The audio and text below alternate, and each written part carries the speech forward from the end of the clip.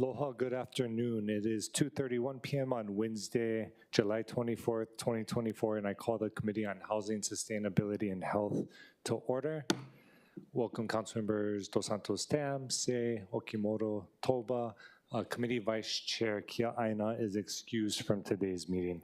Pursuant to Hawaii Revised Statute Section 92-3.7, this meeting will be conducted as a remote meeting by interactive conference technology with the following procedures in effect for the meeting. Members of the public will be allowed to provide oral testimony remotely or in person in the council chamber on all items on the agenda when each item is taken out. All persons who registered to testify in person will be called upon first, followed by those who registered to testify remotely. Persons who have not registered will be given an opportunity to testify following the registered testifiers. For those standing by remotely, please utilize the Zoom raise hand feature to indicate your desire to speak. For those joining us by telephone only, please press *9 to indicate your desire to speak. I will identify you by the last 3 digits of your phone number. When your number is called, press *6 to unmute yourself when prompted. Before testifying, each person shall state their full name and will be limited to a 1-minute presentation on each item. HRS Section 92-3.7 requires all votes at a remote meeting to be conducted by roll call unless unanimous. I'll first call for objections, and if there are any, I will call for a roll call vote.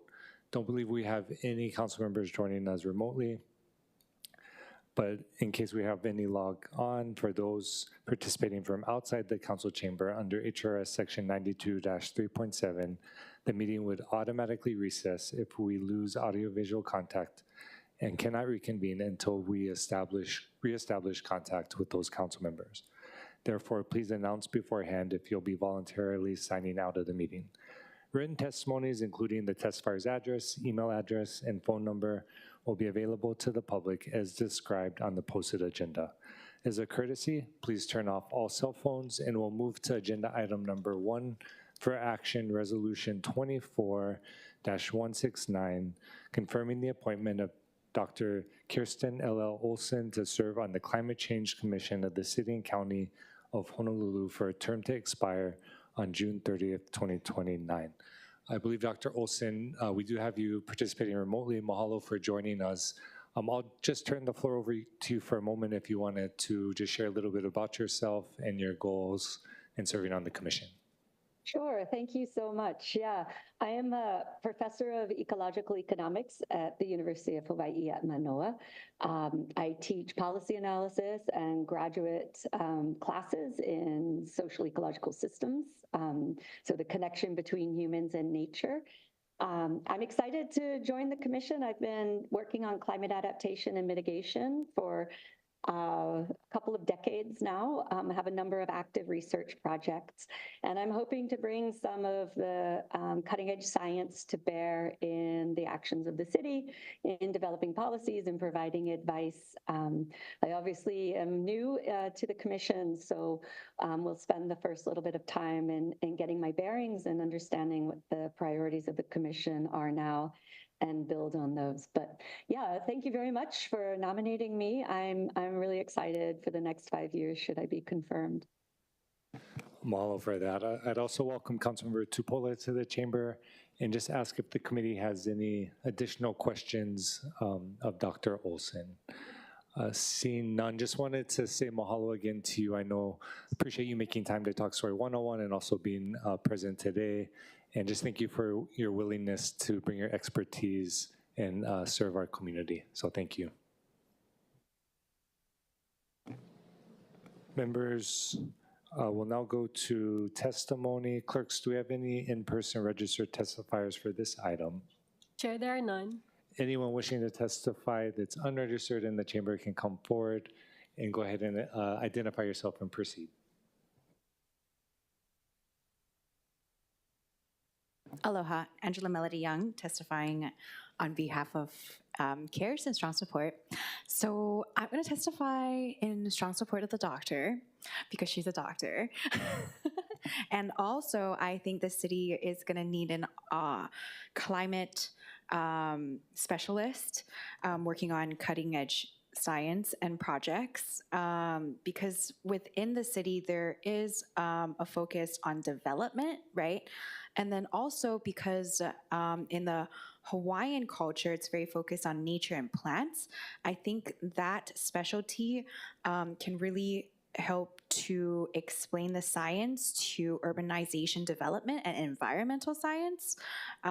So yeah, just an idea, but I think that sort of work and background is going to be very helpful. Mahalo, Ms. Young. Any questions for the testifiers? Seeing none, thank you for your time. Anyone else in the chamber wishing to testify can come forward. Seeing none, I don't believe we have any online registered testifiers. Anyone wishing to testify can use the raise hand feature. Seeing none, we'll go ahead and close testimony. Members, is there any discussion before I make my recommendation? Okay, hearing none, the chair is going to recommend that Resolution 24-169 be reported out for adoption. Any discussion, objections, or reservations? So ordered. We'll now move to agenda item number 2 for action, Resolution 24-191, authorizing the lease of city property located at 360 California Avenue, Wahiawa, Hawaii, 96786. Identified as TMK 17-3-004-020 to be used for their temporary housing program for families with children experiencing homelessness, or rent of $100 per month or $1,200 per year for a period of 4.5 years to Family Promise of Hawaii. I believe we have Director Anton Krutke from the Department of Community Services here. Director, if you wanted to share a little bit about the resolution and the work that the department is going to be doing with this community partner. Thank you very much. Again, Anton Krutke, Director, Department of Community Services, Committee Chair Wire, and council members. Thank you for allowing me to talk about this subject. I'm very happy that this is moving forward. It's really been a staged plan over a 1.5 years. This was last year's CBDG money that purchased this property to be able to bring it forth for this use in this community. Family Promise is part of a network of other family sheltering and transitional houses that we have in the island.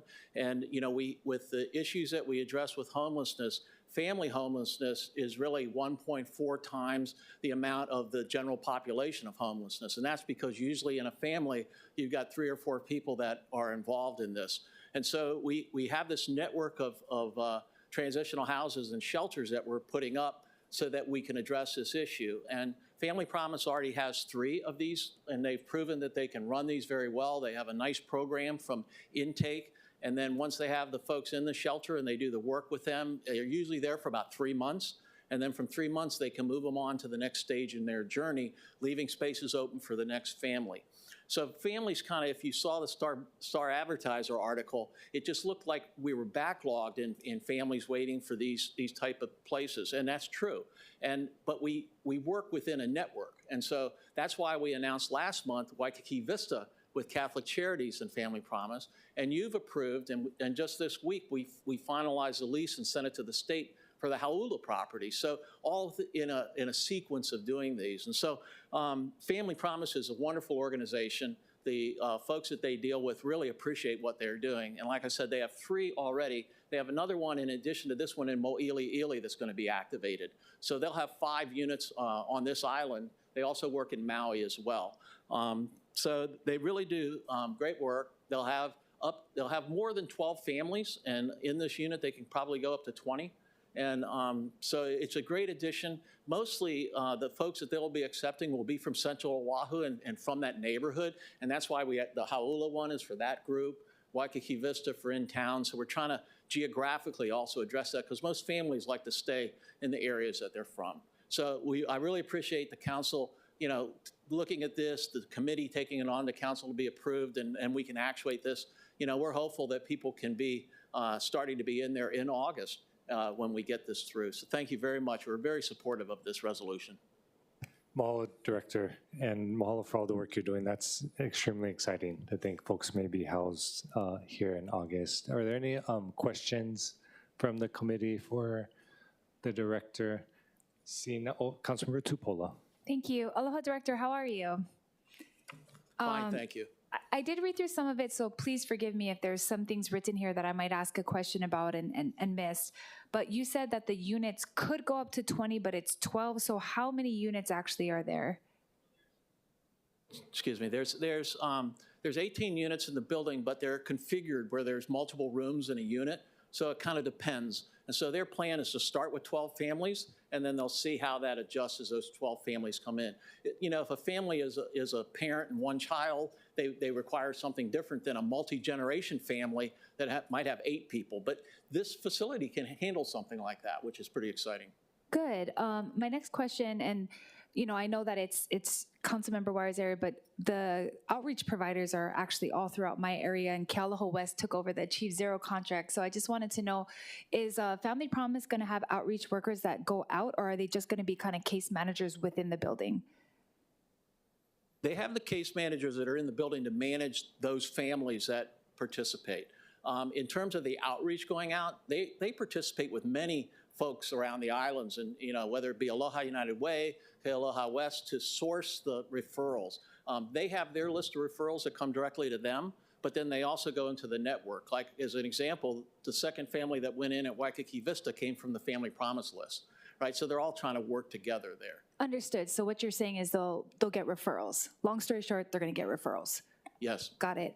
So the other question I had was for, you know, other projects like this, there's always got to be something on or nearby that's kind of helping with medical or something. Is there going to be any other services on the property besides just the housing, like a communal area or like a healthcare provider or dental? Like we have one at Kamaka'oku with like a little room where Waianako's Comp provides services for the people there. Is there something else that'll be there? I haven't spoken with Ryan, the CEO, on something like a medical piece there, but they do have the capabilities to do that. Also, the emergency room has been opened back up in Central Oahu. Yeah, so I heard. We have that. But there is communal space, and a lot of the work that they do is communal. Like they ask, as an example would be, they ask for volunteers in the community that want to help with communal meals. And it's not a service of meals in general, it's only for the people in that building. So it's just part of building their camaraderie, their love for each other, so that when they're ready to go out, they have that strength to move on to the next part of their journey. Yeah, and I guess because most of the affordable housing is in my district as far as where they transition to, I'll just reach out to Family Promise and kind of talk with them through some of that, because we do have 2 brand new ones that are coming up that have $500 studios, $2,400 4-bedrooms. So I just want us to make sure to create a clear pipeline, especially because our caseworkers now go from Wahiawa all the way to Ka'ena Point in one nonprofit.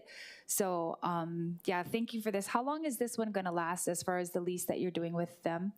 This is a 4.5-year lease. 4.5. Good. And then is this is not the first one the city's partnered with them, or it is the first one? Because I think the other ones that you mentioned, they're running those on their own, correct? Yes, they are. Okay. Well, I hope it goes good. I mean, they're a good organization. It's the first time I heard the city partnering with them, so that's good. Thank you, Chair. Mahalo. Any other questions from the committee?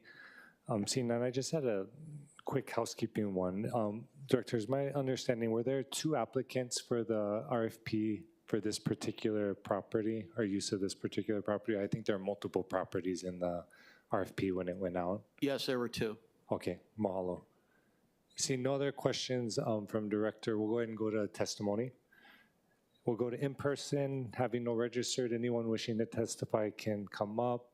Ms. Young, proceed when you're ready, and anyone else in the chamber wishing to testify can make their way as well, but seeing none, we'll go with you, Ms. Young, and then go to remote testimony.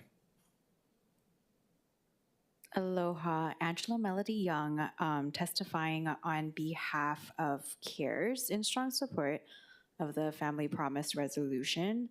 Because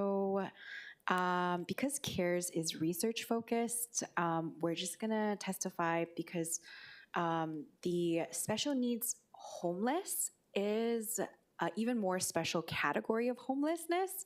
So although we're happy that there's going to be that shelter for the homeless, there should also be something that should be like brought to the attention of the public is that, for example, special needs homeless is a double negative. So a disabled homeless, that's how they define it by HUD, is a severe medical condition such as a disability when someone is injured and debilitated and cannot function in society, right? That's the most simplified way to explain a disability.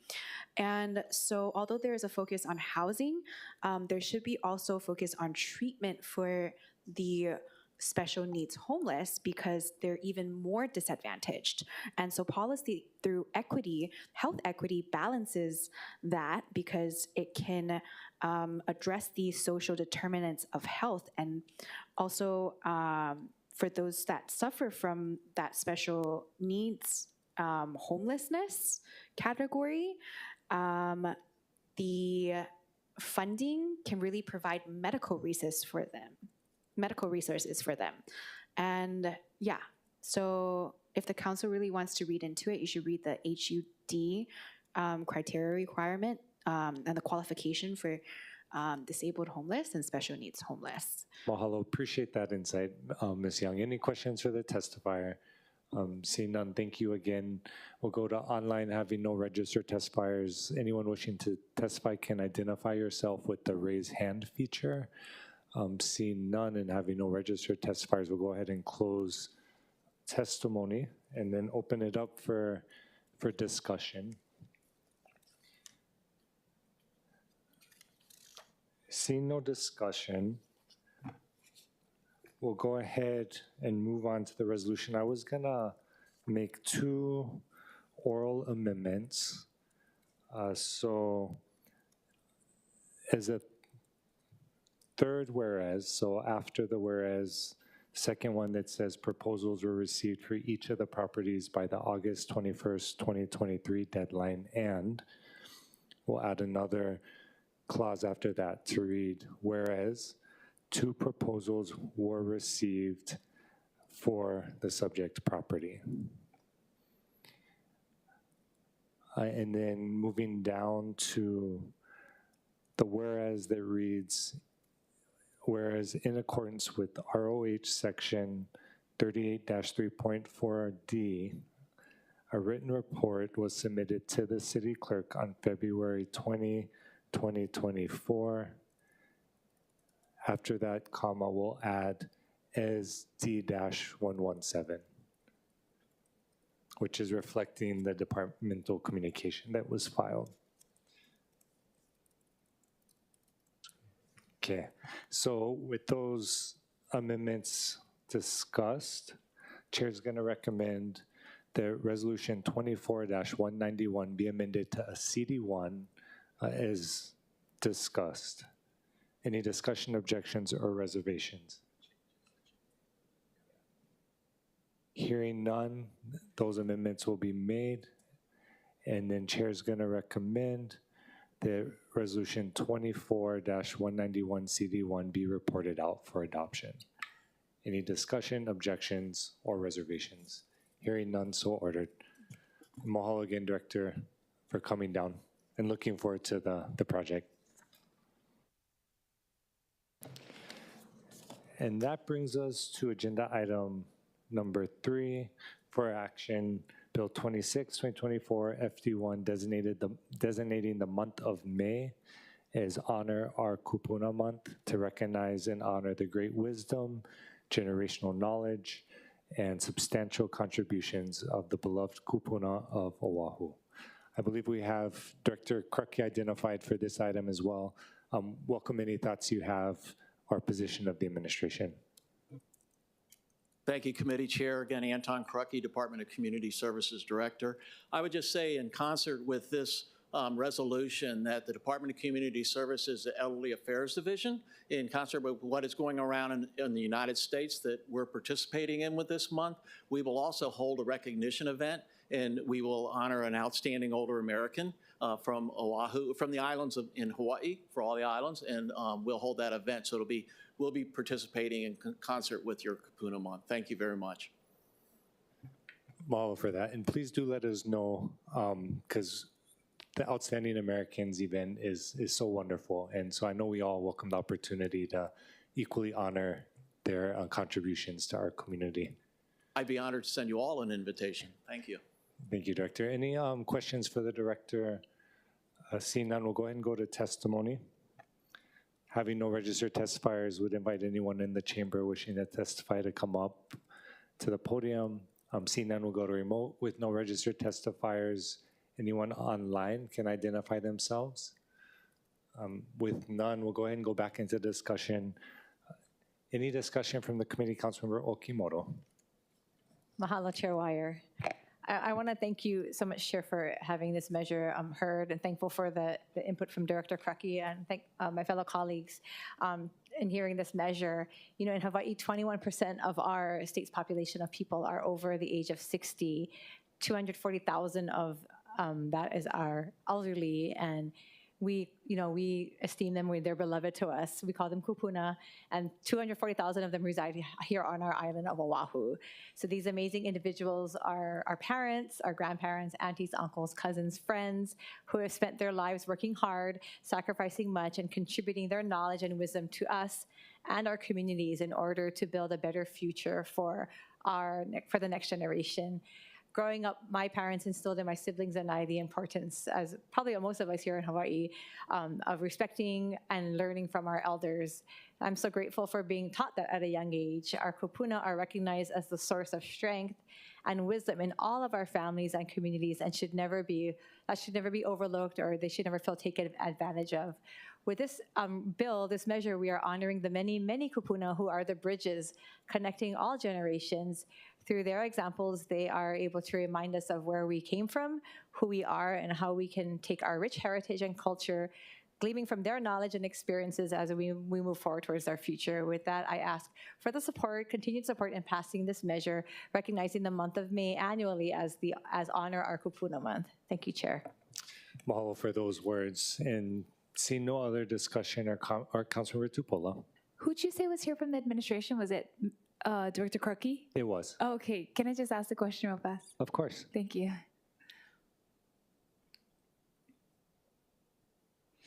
Hey, Director.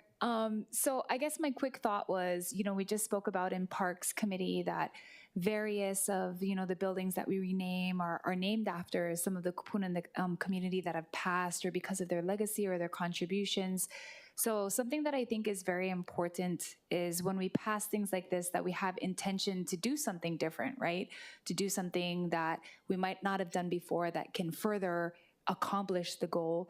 So I know that this would be a little bit of collaboration, but I do think that not just renaming places, but actually having some type of plaque or something, and even if we don't have a plaque or it's not at the physical building, us actually writing the history of who that person was and why they contributed, because I think that we have talked various times about it, but again, coming from this trip I just took to another country, another city, and they literally had museums everywhere and talked about all of the people that contributed to where they were. So I just wanted to ask if that's something maybe every May we could try to focus on a few of the kupuna that were honored within the city and have buildings named after them, and try to either get a statue or a plaque or something written on the city website about them.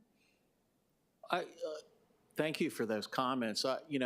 Kupuna are revered by all of us. I mean, so, I have no issue in collaborating and doing that. In our plans at DCS, we're looking at moving at a new location, and the council has approved the PIMS for us to do that. We plan to open a kupuna resource center that would be a combination of both library services, interactive services, and a place where we can hold sessions and bring kupuna in, right, with free parking. And we're really trying to look through this. And I think that, whether it be a building, whether it be pictures on the wall with their story, all those things. So let's discuss it. Let's come up with what works for us. I think a combination of all those things are good. The stories and what we put forth when we have this luncheon and the outstanding older Americans are chosen are quite impressive. So it's worthy of your comments. Oh, thank you. I would love to work with you on that. And thank you, Councilmember Okimoto, for doing this. Thank you, Chair. Malo, any other discussion? And definitely echo those sentiments in terms of the work that our kupuna do. It is awesome. I mean, many of them are retired, but then through their volunteerism are still working and serving our community. So look forward to any collaboration that we can all work on together. And the chair is going to recommend that Bill 26, 2024 FD1 be reported out for passage on third reading. Any discussion, objections, or reservations? Hearing none, so ordered. And that brings us to agenda item number 4, informational briefing with Heather Lusk. It's a presentation on the sequential INTERCEPT model, understanding the dynamics between behavioral health and the criminal justice system by the Hawaii Health and Harm Reduction Center. For your information, we have a presentation that's available as miscellaneous communication 320.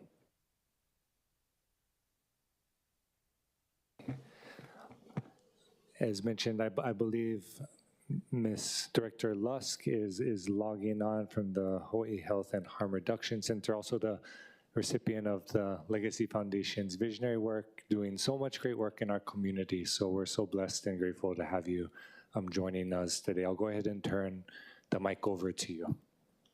Oh, thank you so much, Chair. And forgive me, for some reason we're having internet issues, so if it gets too unstable, I apologize in advance, which cut me off. But thank you so much, Chair, and really excited to come and talk to you today about the sequential INTERCEPT model. And if it's okay, I'll share screen to show my slide set today. Perfect.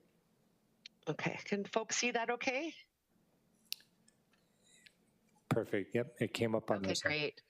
Okay, great. Thank you again, Chair and members of the Council. Really excited to talk to you about the Oahu sequential INTERCEPT model.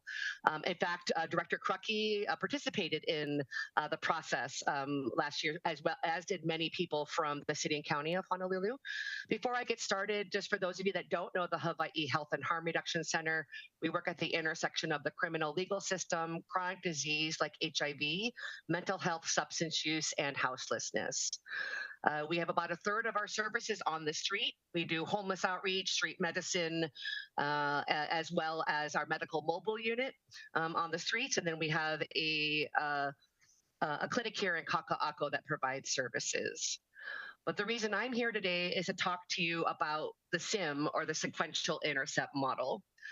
The reason that this came to be is, thank you again, Chair, and also I was talking to our council member for our district, Council Member DeSantos Tam, about the Stepping Up initiative, which I will end with, which is county councils like you are making their voices heard about the importance of supporting people with behavioral health, mental health, substance use, and health issues in community, and trying to look at ways to better work with the criminal legal system and folks that are struggling, whether it's houselessness or behavioral health. So I'll get to that in a moment. But what is SIM mapping? It is a best practice supported by the Substance Use and Mental Health Services Administration that they recommend that jurisdictions like ours do them about every 5 years. And what you're doing is assessing the services on the island of Oahu in the City and County of Honolulu in each of these what's called intercepts. So prior to a crisis, how do we prevent crisis? How do we support our law enforcement officers in the best that we can do with the tools, things like crisis intervention? Then how do we in Intercept 2 work with our courts? Intercept 3, as you see here, is jails and prisons. Intercept 4 is folks reentering to community. And Intercept 5 is community correctional work. So again, the recommendation is that communities like ours do this every 5 years so that we can assess all of the services, really ensure that everybody who's doing this work knows what's going on, that we can support collaboration, and then identify gaps for recommendations.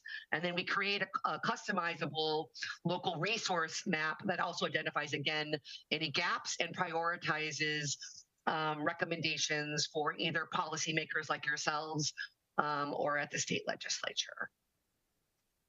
So just to go over these intercepts briefly, as I mentioned, Intercept 1 is community services. So this is looking at things like outreach, crisis mobile outreach, looking at things like calling 988, things before law enforcement get involved. How can we prevent crises from happening? And how do we help develop and coordinate our services so that if somebody has needs, we can go upstream and help meet the needs before it becomes a crisis that people call 911. I think work very closely with the Honolulu Police Department. In fact, I'm the CIT lead for the clinical. We have a CIT training this week. I'm training 20 Honolulu police officers. Now we're going to be over 250 trained. But they do such great work, but they need to be focusing on what I call the true crime, the true public safety, and not getting called 911 for things that could be better handled in community or prevented. So that's your Intercept Zero, some of the things you already were talking about. At Intercept 1, this is where things like, also CORE. So CORE is a great example that you all have supported. CORE is at Intercept 0 and Intercept 1. They hopefully can prevent before people have to go to the emergency room, as well as hopefully prevent law enforcement from having to engage with folks that aren't a public safety issue, that are more a mental health or health issue. Then Intercept 1 works with our law enforcement, again, about how can we support our law enforcement in having more places to take people besides jail. So many of you know that we now have the Behavioral Health Crisis Center in Iwilei by the state. And actually, I just talked to Dr. Scott Mishkovich this morning about the city's new crisis center in the old FHB building. Those are perfect examples of things that would be at Intercept 1, where law enforcement can drop off people that have needs, because those needs are better met in the community than in the jail setting, where really they don't have the medical abilities to do so. So those are the two that we focus the most on, are 0 and 1, and I think the ones that really reflect the city council's purview. Then we get into more of what the state is responsible for, which is hearings and detention, but again, looking at things like drug court, family court, girls court, veterans court, things like that, that help divert folks. Even the prosecutors SUDAFAST, which is another way to divert people into treatment, would qualify in Intercept 2 or 3. Then we bring in the jail piece, and again, I know that's on the state level, but that's where we would bring in community providers into jail, as well as divert people from jail when appropriate. I'm not talking about violent or other offenders, but talking about folks whose only crimes were related to homelessness, mental health, and behavioral health. Intercept 4, as I mentioned, and as you probably know, one of the biggest concerns, and we actually do reentry, is folks getting released from OCCC, released from HAWAI, and have nowhere to go. And in fact, at 4 o'clock today, I'm meeting with many other reentry folks. We're starting a reentry HUI here on Oahu to be able to try to coordinate better resources for those coming out. And that's what Entry 4 is how do we, again, provide services so that there's not this revolving door of people leaving corrections, having no place to go, getting back on the radar and getting arrested and going back inside, which is much more expensive, as you know, than doing community support. And then lastly, Intercept 5, which is community level. This talks about probation, parole, as well as people. I used to work before I moved to Hawaii 24 years ago. I worked in a community correction setting where these people were part of the Department of Corrections, but they were housed in community. So those are the ways that we do. Here is our Intercept model from 2018, the first ever city and county. This was done prior to CIT. Again, CIT being Crisis Intervention Team, that started in 2018 with the Honolulu Police Department. I was part of this, as was, I think at the time it was Mark Alexander, who was the mayor's homeless coordinator, as well as others from the city and county. And they do recommend, again, they get done every 5 years. So last year I raised some money to support a SIM for CIT, as well as the other important efforts that are happening on the level. So just before I continue, I just wanted to note again about CIT. Thank you for your support of CIT. CIT trains Honolulu police officers for 40 hours in de-escalation skills to try to increase officer safety, increase safety of our community, and decrease officer-involved confrontations and arrests. And I'm really excited that I mentioned we have a cohort this week that I've been training and will finish training out this week. The reason I bring up CIT is CIT also believes we should do SIM, and it's what one of the reasons why I also supported, and many of the folks that came to the SIM came this last year. So our SIM happened last summer. We did out at the Honolulu Police Academy. We did it in collaboration with the Honolulu Police Department, the governor's office, with Dr. Champion, as well as, again, community partners. We had 45 participants, again, many from the city and county, and we released our report in January. As I mentioned, Director Crucky participated from the city and county. We also had the prosecutor's office, the Honolulu Police Department, public defender, as you see here, and then many community partners. We had MedQuest, the Department of Health, DHS, and really felt judiciary. So felt like we had a few stakeholders from most of our key groups. We did not have a lot of policymakers, but that was, not this intent was for folks on the ground to help us. So the result is a sequential intercept model that was released in January. I just sent a copy to Latani. I'm so sorry I forgot to send it to her ahead of time, or you can get on our website. And then what we found is that already this is changing, right? Already we have the city's new crisis building in Ivalai that's not even on this. But this is what the intercept model looked like. I won't spend a ton of time here because you see it's interconnected. But what we were able to do is follow somebody from pre-crisis all the way through to identify what services do we have and where are our gaps. And guess where our biggest gap was actually crisis intervention. Having a place that the law enforcement, us as doing outreach, or anybody could go to so that they don't have to go to the emergency room. They don't have to be arrested or go to the state hospital, that they can be triaged and taken care of. And we now have 2 sites, the city run and the state run, both in Ivalai that support this. As you see, we have some other resources, like some of the intensive case management that IHS does, CORE, doing outreach and working with paramedicine. Moving along, we have a lot of specialty courts. One of the ones I host at my site is the Community Outreach Court. And then move along the intercept to try to, again, map what's already happening and where are the gaps. So just a little bit closer, these are the intercept 1 and 0. And again, we have a full document that explores each of these and explains each one. But how do we, again, prevent people from even having to engage with law enforcement? How do we prevent crisis? And if they're in crisis, how do we prevent law enforcement involvement unless it's a public safety issue? Then how do we support our law enforcement folks in having all the skills they need and the resources that they have access to? Again, moving along, how do we support our courts in jails as well? Things like Sudafast that the prosecutor does. How do we off-ramp people if treatment is going to be the best for them? And then, as I mentioned, one of the biggest gaps is reentry. As you may know, we only have a few reentry beds on this island at YMCA Fernhurst. IHS has now stepped in, but we need more coordination with reentry. What does all this mean? This means that our group is now formalizing policy recommendations for both the county to share with you all to see if they resonate with you, as well as the state. And these were some of the major recommendations, probably not surprising, that we need a more seamless system.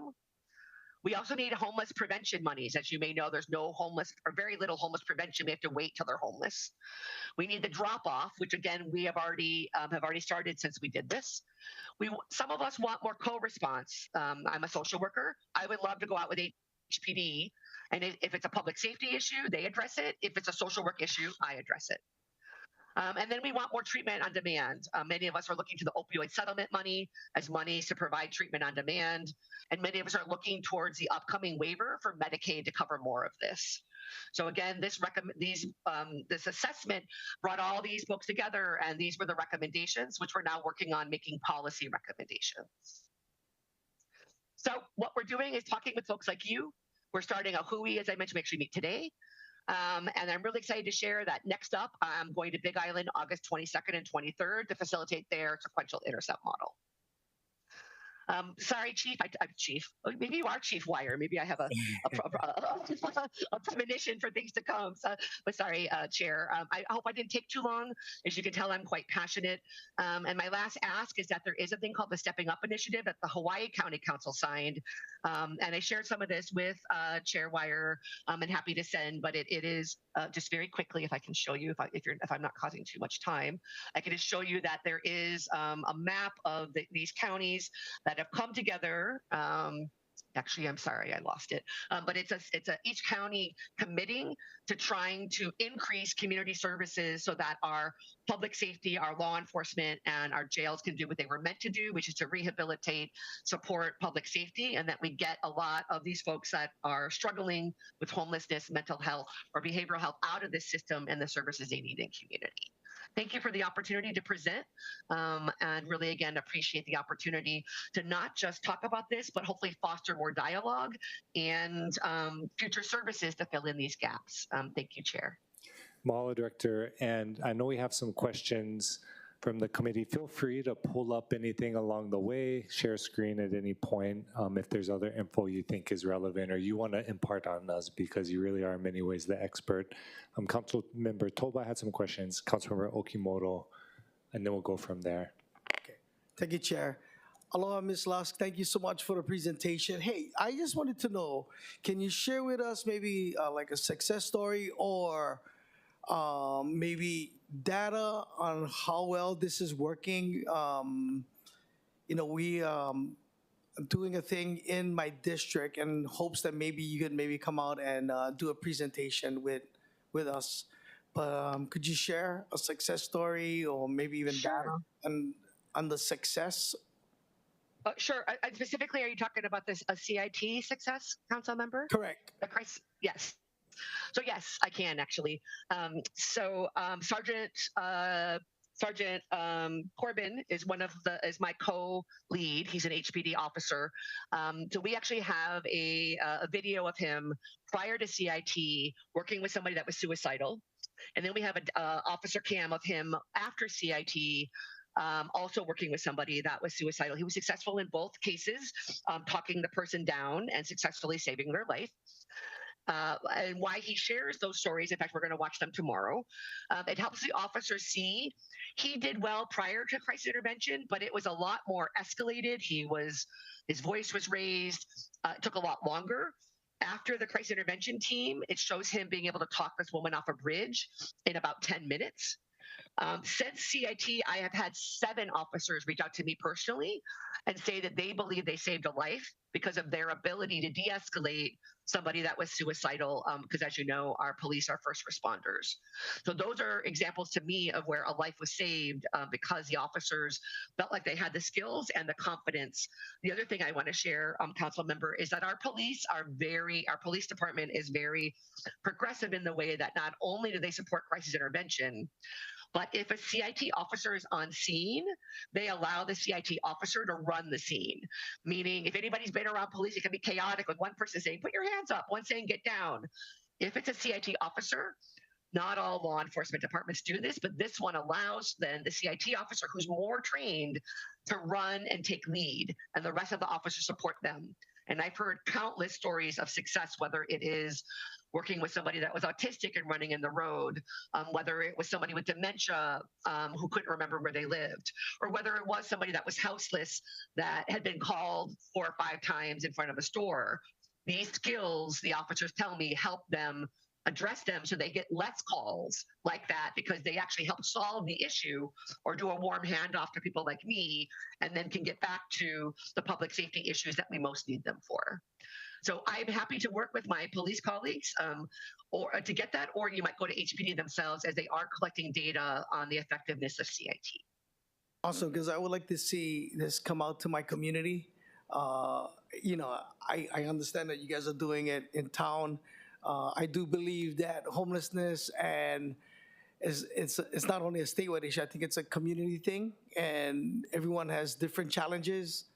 So I would love to see, you know, more programs like this come to my district. I do believe you have some officers trained, just so you know. We have officers in every district, but maybe we haven't met that quorum. There's enough of them to be able, because the goal is that when someone calls 911 to ask for, can I get a CIT officer if it's related to some of these issues, so then dispatch can actually send them out.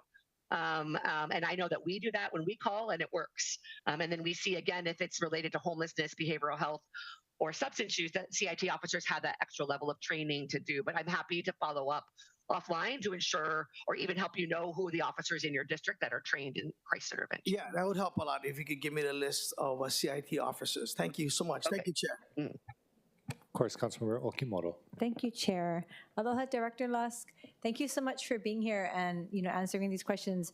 I actually was able to attend a symposium last week, and one of the main topics actually was the CIT. And so I actually sent Officer Corbin, and I asked him, and my plan is to have them come to a public safety hearing to present this program that you guys have started. I believe he was part of the first class in 2018. He was the very first class. Yeah, he shared with me the journey that he's taken from being a student to now being on the back end as a mentor. But it was really impressive, and I did talk to him and somebody from NAMI, I think that NAMI Hawaii. That's Kumi. Yes, yeah, so just so you know, the three of us are the three, so it's me, Corbin, and Kumi are the three. I couldn't come to the FBI meeting, but we're the three chairs of CIT, correct? Great, yes. Okay, you're gonna be here. We're gonna invite you, because I did talk to both of them. I'm not sure. I don't think I got to speak with you. But you mentioned, and I thank you for bringing this presentation to us to let us know on the ends that you're working on, dealing with the mental health, which is, although it's not the majority, I keep on getting told, it is a very visual part of our homeless population. And one thing that I heard from different people at that symposium that I attended was just trying to fill the gaps in communication. So you mentioned here in your presentation that with the SIM, the intercepts that you have, and then CIT working together, I wanted to know, where are there gaps that we can fill, either with collaboration with HPD or, with I'm not sure which organizations, because I heard that the key is being able to communicate. So I was wondering if you could kind of explain to us from your perspective where we could help along the ways of having communication and collaboration so that this type of resource is available. Officer Corbin has shared some of his success stories, but I would like to know what we can do on our end to support you guys. Yeah, no, thank you so much, Council Member. So glad you got to go to the symposium. I was sad not to make it, but I heard it went well, and we're actually doing a follow-up meeting with the FBI next week because they want to do more. Yes, it was great. I'm hoping to attend again, yeah. Good. So there's a couple different things that come to mind. One is that the Honolulu Police Department used to have a community outreach unit. This was run by Major Mike Lambert, and that unit's no longer around. And why I don't know why that they decided to do that. Sorry. Ever since the community outreach unit was dispelled, all of us have to work with our community policing teams in each district. And so what we're missing is we used to actually have meetings between homeless providers and the HPD. Because let's be real, sometimes they actually know where our people are better than us. So we would actually do case conferencing where we would be like, have they seen this person? Have you seen this person? And so we did more collaboration. Why we are, like I just met with my District 1 community policing counterparts to try to start that again. That is one thing. It would be really helpful to look at more collaboration and information sharing among HPD and the providers. Now, I want to be careful when I say that, because in no way I know that I need to be careful. I have HIPAA and I got to protect information where I might not be sharing information with HPD, but they don't have the same HIPAA protections, and so they've been able to share with us. It helps us find our people. It helps us reconnect with people. So that's one area of information sharing that I know I'm not the only person who misses that. Again, it's happening on an agency, like I know IHS talks with the HPD, but it used to be more collaborative where we all got together and did that work so that we wouldn't miss out on kind of that linking and syncing. So I think that's one area. I think another area is continuing to, as the Department of Community Services CORE continues to do this work for us again to do that communication sharing. So many of us share people with CORE. I have been blessed to have CORE has gone out with some of my teams, some of my teams gone out with CORE, but continuing again that collaboration. So that's my theme, Council Member, is the more that we can collaborate, we realize how many people we share, right? They touched us, they touched ISH, they touched the police. There's also the same person in front of the restaurant. The more that we can do that, the more we're able to help the ultimate goal, which is the community member that needs it. No, so I'm not sure if that was helpful or too basic, but that's kind of where I'm coming from. No, I appreciate that. And I do recall with FERPA and HIPAA, which was another discussion that was at the symposium, that was something, especially when we're relating to whether they're minors that have mental health issues or adults, that there are things that we need to be mindful of. But like you said, that there are resources out there. So I think, I'm thinking in my head what I want in this info briefing. We're going to invite you guys there for sure, because the goal is, again, to not allow these barriers to stop us from helping each other, but understanding what what is allowed, what's not allowed, and how we can work together to help our community members. And so thank you for sharing that. And I look forward to welcoming you and Kumi and Officer Corbin to our Public Safety Committee hearing soon. Thank you. Thank you, Good. Chair. Look forward to it. Thank you so much, Council Member. Mahalo. I'll just note we did are filing the 2024 Oahu Sequential Intercept Model as Miscellaneous Communications 335 and 336. So that report with the appendices, Heather, is going to be filed as well, and we just passed it out so folks have that to look at. I just wanted to ask a few questions, and thank you again for all the work you're doing. So when we're looking at the crisis intervention, you had mentioned there's 2 in Iwile, a state-run and a city-run program. Which ones are those again that you're referencing? Yes, so one is called the BHCC, the Behavioral Health Crisis Center.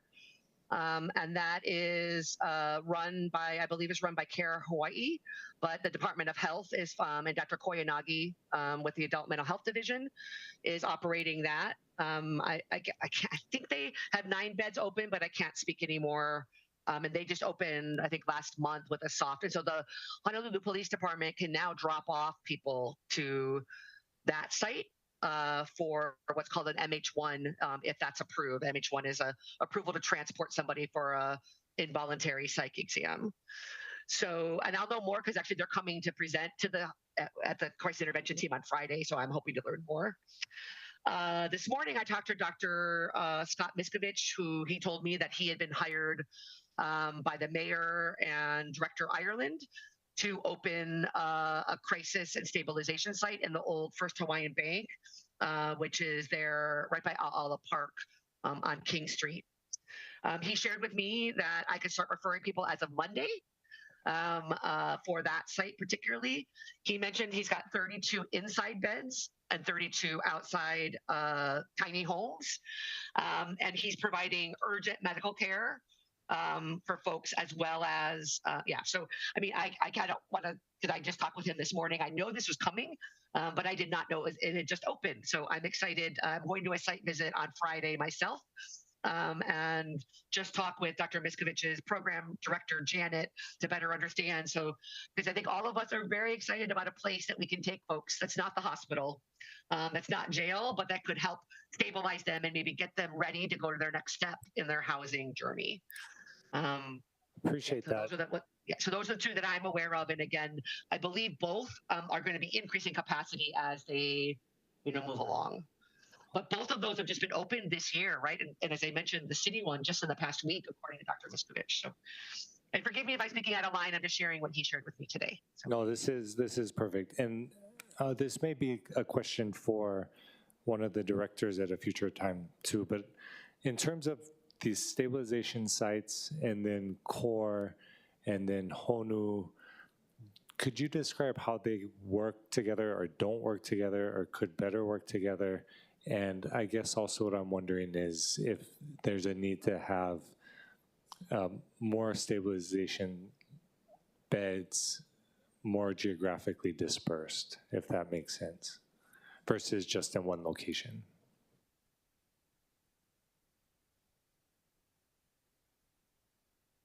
Is that a question to me? It is, Heather, if you have any insight. Okay, sorry.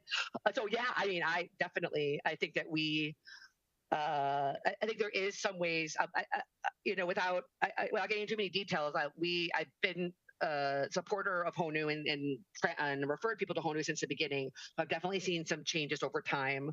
I do really appreciate the low barrier nature. To me, my understanding is that this new city site, I'm not sure if Director Krucke is still there to clarify, but my understanding is that it's very low barrier, meaning that folks that other people might not be able to take would be able to go there. So one of the things I guess I'm getting to is really clear eligibility. There's nothing more frustrating than thinking, oh, there's a new site, let me send somebody that's houseless or bring someone that's houseless, and then they don't qualify for whatever reason. So I think the more that we understand the criteria whether it's HONU, CORE. Actually, I had a successful call last week where I had a woman naked running in the street on King. And so I called CORE, and they came and they supported her. It was really neat to see that in action. It's the first time I've actually called and had that responded because, I didn't have I didn't have the tools to take care of that myself. So being clear on eligibility, and then also ensuring that there's meetings with providers, because we're the community providers are the ones that will refer people. We want to refer the right ones, and we're the ones that are going to help house them, right, when they leave these facilities. So the more that they don't operate in isolation but coordinate, I'm sorry, that seems to be my theme today, the more that we're able to, make sure the right people get there. And then once they're there, work as a team to get them to the next location. So that's not a burden only on the site. So those would be, because I will admit that I don't understand all of the eligibility and workflow and processes, and at times that can make it confusing to be a good collaborative partner. So that'd be my biggest recommendation, again, that the more of us in the community that know who's eligible and how does this work, the more that we can get you the right people and ensure that we help them while they're there and help them to hopefully find their permanent home. Appreciate that. And then in terms of just the housing spectrum, so once folks are in these stabilization sites, what's kind of the general next steps? Is it more question. transitional housing spaces or other opportunities? Yeah, so there's so once somebody's in a stabilization site, if they're looking for a permanent home, if they have money to pay rent, we have something called rapid rehousing that basically will help them get off their feet with maybe some first or last month. But that's really only made for people who could generate enough income that they could cover their own rent within 6 months to a year. So that's kind of one group. If this person, for whatever reason, is not going to generate income to cover their rent, then their only option is going by the voucher system. And as you may know, there's something called the coordinated entry system or by name list. And they kind of go down by a score that they get on an assessment. And so a lot of what happens is we're waiting for their name to come up on that list, because then they can get a voucher that's a deeper subsidy. It's very rare for somebody to go from a stabilization to a Section 8. So usually those are going to be the two options. Or the third would be reunification. And what I mean by reunification is if they're from the continent and they don't have resources or family here, you may know that IHS and some others have a reunification program.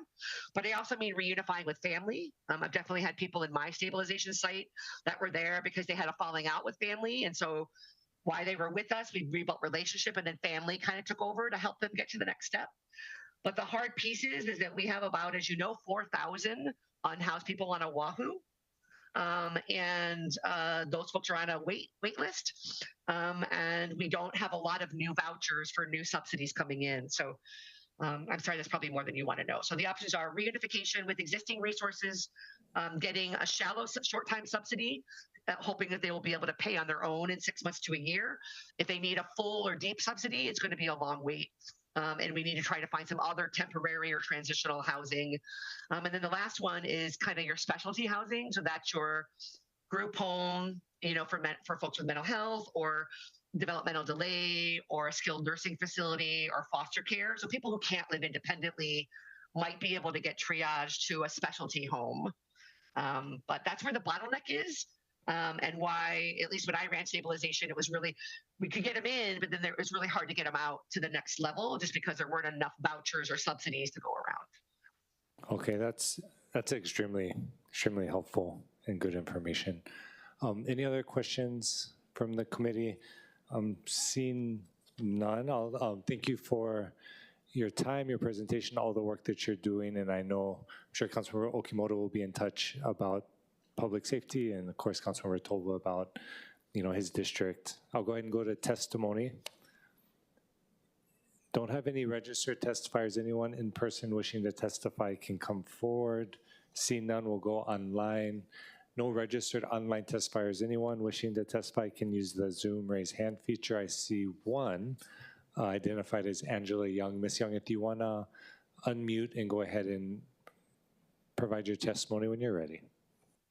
That there should be a large focus on health as a solution to these problems with crime, homelessness, recidivism, incarceration, jail diversion, alternatives to the traditional sense of punishment. And so instead of building on action to bad things that happen or bad behavior, right? It should be prevention, health prevention, provide the health and medical resources. So if there's a health expert, right, they can tell you that if you provide the medical resources such as mental health, awareness, and counseling, and then also like medications, then the people will have resources and not be like angry and like stressed out and not behaving all the time and causing crime. So also, I just want to say that I really like the training from the Hawaii Health and Harm Reduction Center. It has a sensitivity to health concerns, right? For example, the law enforcement copied the curriculum from the Department of Justice for crisis intervention training, right, to work with people with disabilities because, right, we don't want to cause additional medical concerns to come up during intervention, and also the sensitivity to health and the training of it is so important, right? So I think that's super effective. Appreciate your testimony, Angela. Thank you so much. Any questions for the testifiers? See none. I see Director, we'll go ahead and close testimony. Director Krucky back in the audience. And I know we were talking with Heather just about the need and She's absolutely right, and I think I've been quoted saying beds of